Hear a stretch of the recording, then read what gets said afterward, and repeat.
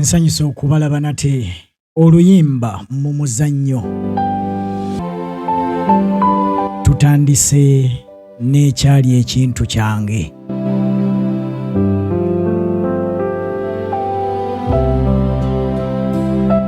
Mu kulowooza kwe yali amanyi nti abo abatawaŋŋana n'ensi be bokka abakadde, wabula agenda okwekkaanya nga naye eyaakagiraba emukyakankukidde.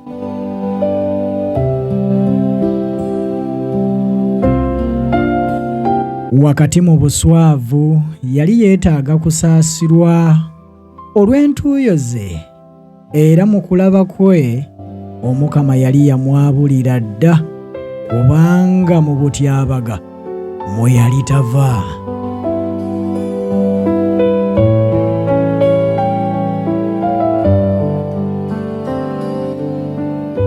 Yafunako n'ekirowoozo agende yeekweke etatuuka muntu, naye ggwe olowooza wa? Oza waliwo ewalala, mpozzi Magombe. Bw'atyo nno Sitaani bw'ageta endowooza, gwe weebuuze abazadde ekibafaananya abagumba kiki? Eyo nno mbeera ya nsi, era yeddira abawuulu n'abafumbo ng'etugatta etunyoola.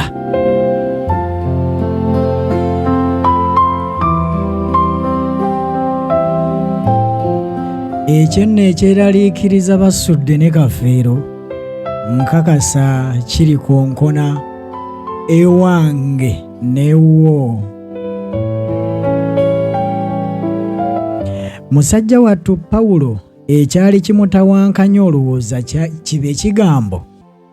Nedda, wabula kyali kintu kye.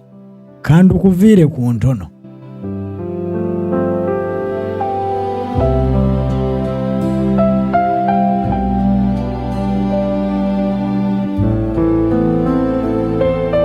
Munnange mu biseera ebyo bye nkulojjera, Pawulo Kafeero ng'atuuka afuna ye gwe yayita omulungi mu balungi, era bw'atyo ng'amweyitira kintu kye.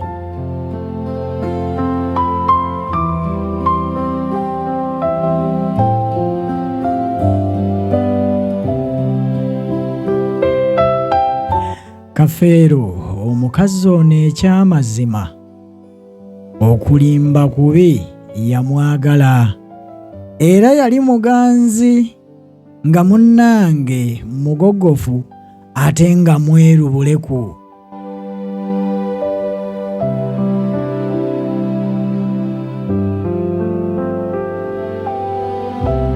Kafeero yali tagwa nkuufiira ku mutwe gwe, era nga agyagala nnyo, wabula yayagala omukazi n'okukira enkuufiira eyali temuva ku mutwe.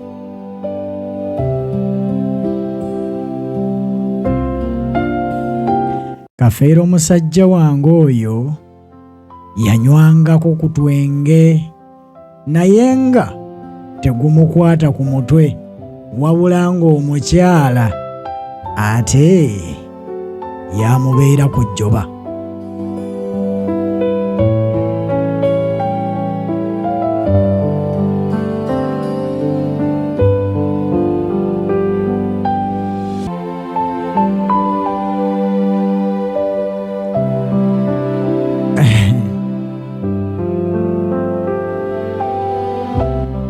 Ekikazi kino kyali kigezigezi, kubanga bwe baabeeranga awo nga banyumyanyumyamu nga kimuyimbira obuyimba obwamusuutanga, era bwe batyo nga beetuuma ne ku mannya. Awo naye we yasinziira n'akiyita muzungu waakyo.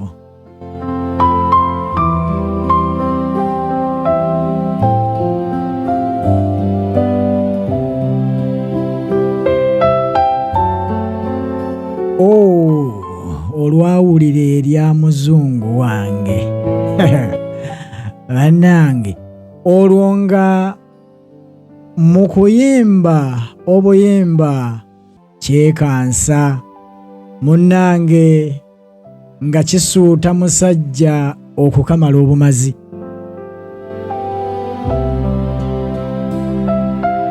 Olw'omukwano omungi gwe baalina, munnange mwana muwala wa ng'amanyi okuliimisaako ne mu luguudo mbu si kulwa nga bamusoona.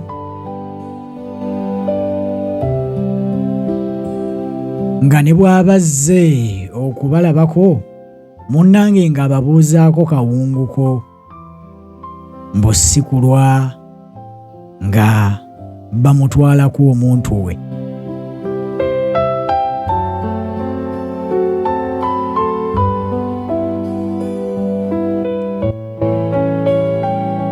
Kale Kafeero yeesiga omukazi era nga ku ye tabuusabuusa anti oba alimu engeri embi.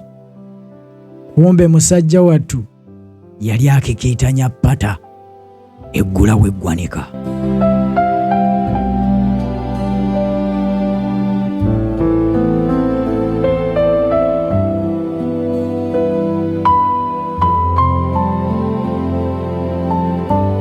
Ensi etawaanya, etuuyanya abakadde, abazadde n'abagumba. Baganda bange,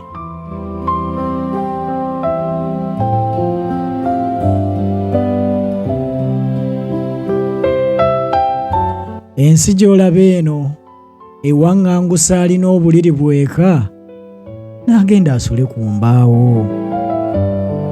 Ensi y'emu gye nkulojjera eresa omunakyaggwe akanyama ke mu nsaka, musatu n'ayo y'olubuuya. Kati nno ku bakazi ekufumbiikiriza omaze kusiima n'ekusonseka eggwero mu matu, sitaani n'akikwatirako bwe kiseseetuka longa naye akiseesa.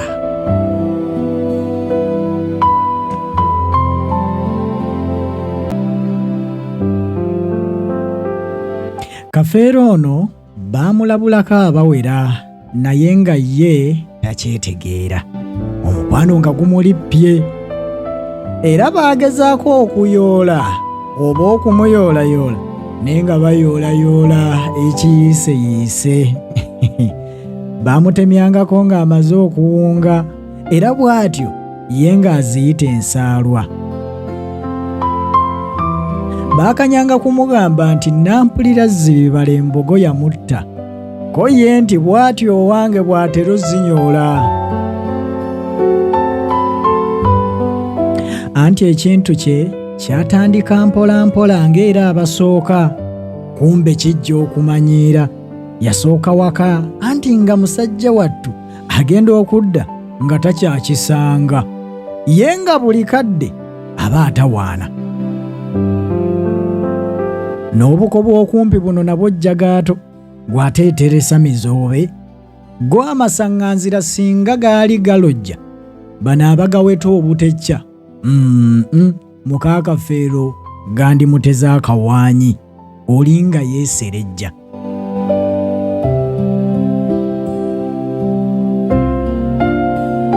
Omukazi ono yatuukanga buli kaseera ye empisa azikyusakyusa ate engeri etaanyumanga. Wakati mu mukwano Kafeero n'atuuzaako ng'alowooza bambi anaakyuka era n'abuulirira ye ogugwe yagukola naye ng'amala bya mu bulago ebiseera.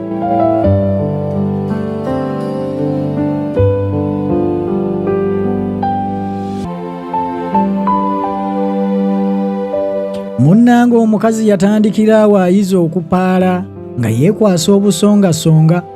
Omusajja gwe nkunyumiza yali mulyowa myoyo era teyasooka kwamuka nnyo, so nno yali wa busungu ng'era bw'aba anyiize omutono mu butono bwe nga tajja ku kidyeri. Ono ye yamuva mberi n'amumala akajanja. Walaayi kyamuyitirirako bataayi bange. Yatuuka n'okulowooza nti taba omulogo nga ye yawunza ekintu kye, nga nti omukazi afuuse wa ttabbu atatembwatembwa ng'ayomba nga mashini.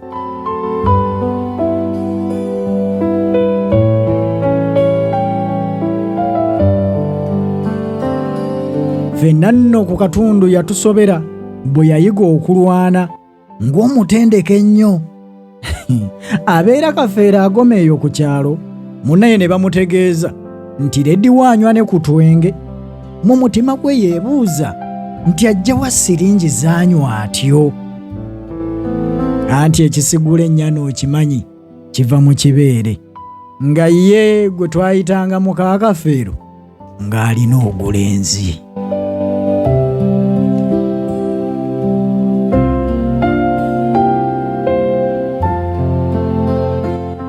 Yabakwata lubona terwali lugambo ng'ajja amusooka mu nju.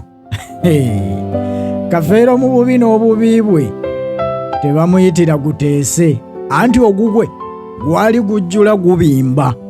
Ko ye bukya bamutenda olw'okumanyiira ono anaabya asidi mu bwenyi. Laba bwe kijja kirabuka ebitalabwanga eryeka tekyalikwata, wadde n'okuwolera okunona ebyakyo.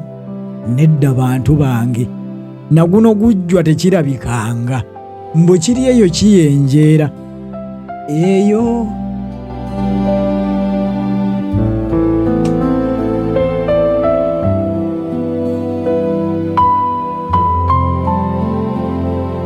Bwe gubeera musango nga Pawulo gwe yazza eri Katonda, yandimuyambye n'amusonyiwa kuba amwegayiridde, kubanga ye omulenzi omusanyufu omumanyifu ennyo omutuufu yali amulemye okuzuula ekiseera ekyo. Yakirowoozaako mbwaganze ne ku bakadde, era n'agamba waakiri anaafumbirwamu, kubanga n'embwa za nnamaaso zaali zeeyunye Kafeero.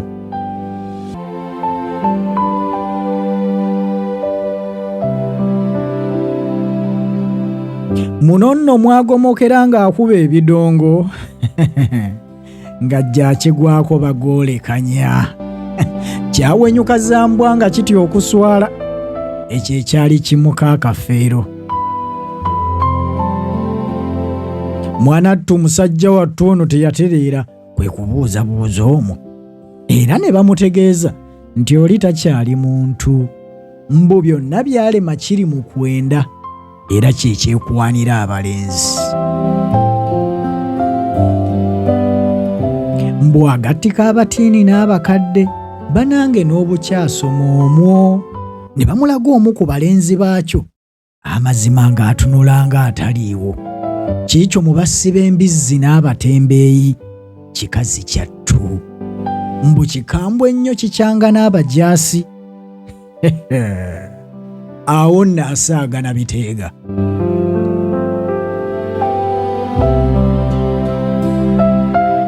Omwana w'omukazi oyo omubalagavu ennyo kati kyakweyambisa kyansi, mbu yagattika buli kaze akavundu. Oyo yali muka Kafeero, omuyombi omuzibu avuma abakadde okugattako okulwana, mbu agaaya omubisi okusinga abaaguyiiya. Oyo yali muka Kafeero, mbu kiddira walagi ne kigula kwete, olwo ne kibigatta ne kiryoka kinywa ne kiwunya ettamiiro. Kiikyo mu bikunta, olwo kikubye ezzigido kigubye obunuulo, kyesonsese mu buliri bw'abalenzi. Ekyennyamiza bwe kifuna embuto kiwakula kisuula. Kale olabye bwe kizza n'emisango.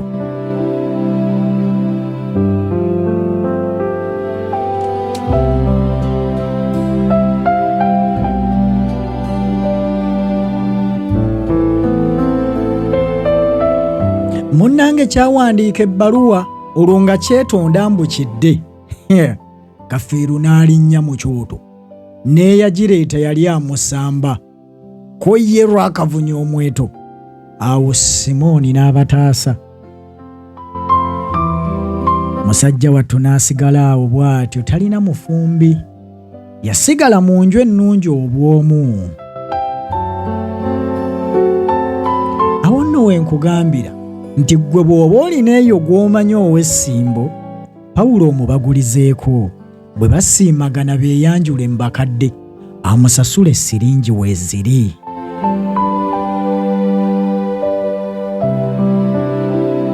Okumanya siringi weeziri, ategese embaga bagiteeke ku Resort Beach ey'Entebbe, ako nno akafo ak'omulembe, kulabako giteesimula endongo nga ne mwami Basudde ayambako.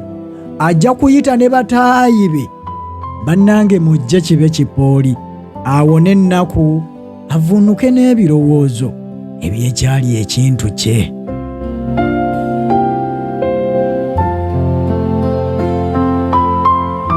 Awo nno bw'atyo obuwulu obusibye akanyaaga mu maka ga Kafeero bubeere nga busiibulwa. Ekyali ekintu kyange. Olugero lwa Prince Joe Paul Kafeero, maanyi ga njegere. Ate nze ne ndukutuusaako mbadde Bwanika Jutalius Mulindwa.